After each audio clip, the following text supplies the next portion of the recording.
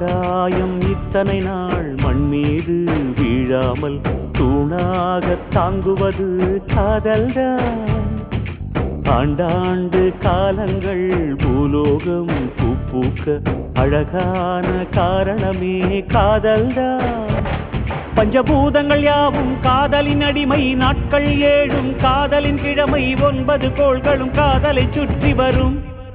மரம் ஏற ஏணியை தந்தால் மலையில் ஏறி கொடியேற்றும், குண்டூசி கையில் தந்தால் கிணறே தோண்டிவிடும்.